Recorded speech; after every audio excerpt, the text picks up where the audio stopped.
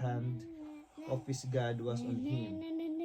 For Israel had devoted himself to the study and observance of the law of the Lord, and to teaching its decrees and laws in Israel. This is copy of the little king. This is a copy of the little king Artaxerxes had given to Israel, the priest, a teacher of the law, a man learned in matters concerning the commands and the decrees of the Lords for Israel. Artaxerxes, king of kings, to Israel the priests, teachers of the law of the God of heaven. Greetings. Now I decree that any of the Israelites in my kingdom, including priests and Levites who volunteer to go to Jerusalem with you, may go.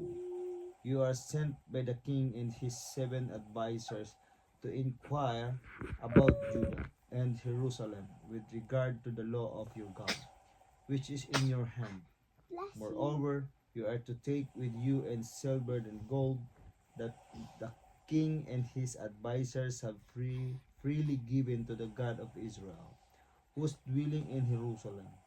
Together with all silvers and gold you may obtain from the province of Babylon, as well as the freewill offering of the people and priests for the temple of their God in Jerusalem.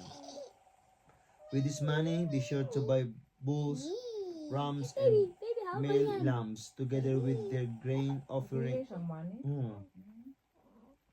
Sabi niyo. Sana yan?